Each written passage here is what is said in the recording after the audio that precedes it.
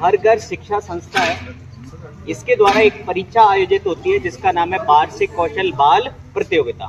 बहुत से बच्चों ने पहले यहाँ से पार्टिसिपेट किया है और विनर भी रहे हैं, तो उनको इनाम भी मिली है। तो आप भी इस साल आप भी विनर बन सकते हैं अपनी क्लास के अंदर और पूरे जिले के अंदर, और आप भी इस सम्मान पा सकते हैं जैसा सर ने बताया था।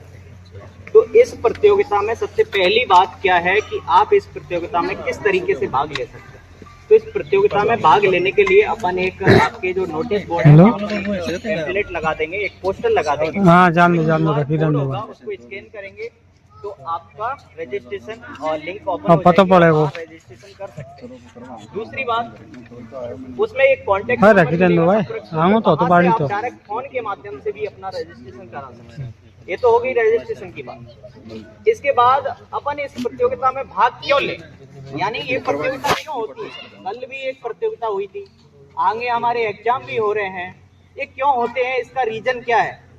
तो मैं बताऊं कि आपको ये प्रतियोगिता, हर प्रतियोगिता में भाग लेना चाहिए। गवर्नमेंट की भी बहुत सारी प्रतियोगिताएं होती हैं, उनमें भी पार्टिसिपेट करना चाहिए। आपके जैसे ही बच्चे छोटे छोटे भाग लेते हैं तो बड़े नेशनल, जो आप टीवीओ में विराट कोहली, रोहित शर्मा देखते हैं ना, वो छोटे छोटे प्रतियोगिता में भाग लेके नेशनल पे पहुंचते हैं, टीवी पे देखते हैं। तो आप भी अगर ऐसी छोटी छोटी प्रतियोगिता में भाग लेंगे तो आप देश के महान विश्वविद्यालय में पढ़ने पहुंच सकते हैं, विदेश में भी पढ़ने पहुंच सकते हैं, अगर अभी आपका बैग खुल जाएगा। तो इस प्रतियोगिता में भाग लेने से आपके जो डर है वो, उससे आप बच पाएंगे। दूसरी बात, इस प्रतियोगिता में भाग लेने से आपके अंदर एक कॉन्फिडेंस डेवलप होगा।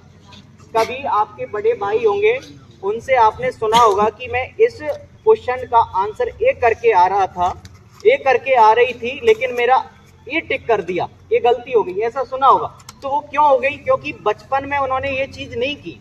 और अगर वो भविष्य में इस तरीके से काम करेंगे, अगर अभी से करेंगे तो भविष्य में आप लोग अच्छा कर पाएंगे।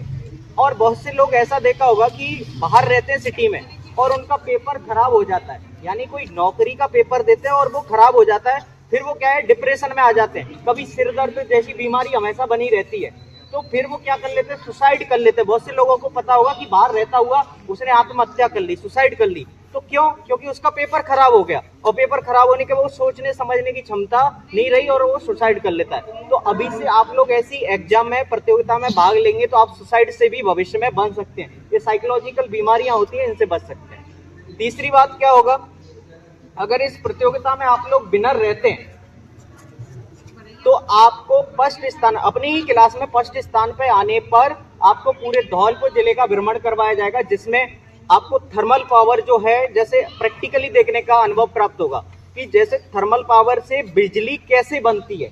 आप लोग अपनी लैब के अंदर, जैसे आपके जैसे भी 11th-12th में जाएंगे तो लैब के अंदर आप देखेंगे कि कौन कौन से इंस्ट्रूमेंट होते हैं जिनसे अपन इलेक्ट्रिक जनरेट कर लेते हैं। तो इसके बारे में जानकारी प्राप्त होगी आपको। तो इस तरीके से आपको एक एजुकेशनल टूर मिलेगा।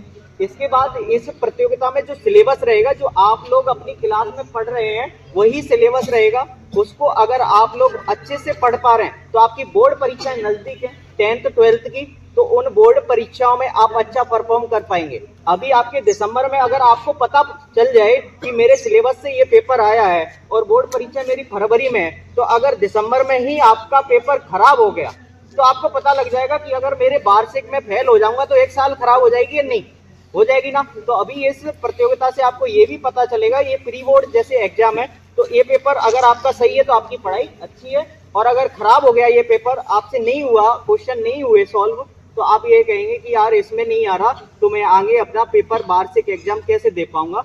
तो उस एग्जाम को देने के लिए यहाँ से ही आपको पता चलेगा, तो उसमें अच्छा परफॉर्म रैंक कर सकते हैं।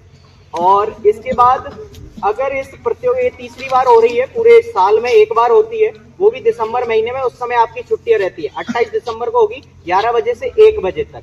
और आपके और कोई क्वेश्चन हो मेरे से पूछना चाहे तो आप पूछ सकते हैं। हमारे सभी सहयोगी साथियों का, टीचिंग स्टाफ का और इस विद्यालय परिवार का बहुत बहुत धन्यवाद हमारे इतना समय निकालने के लिए। और समस्त बच्चों के लिए एक बार मैं जोरदार तालियां बजवाऊंगा कि आपने इतना समय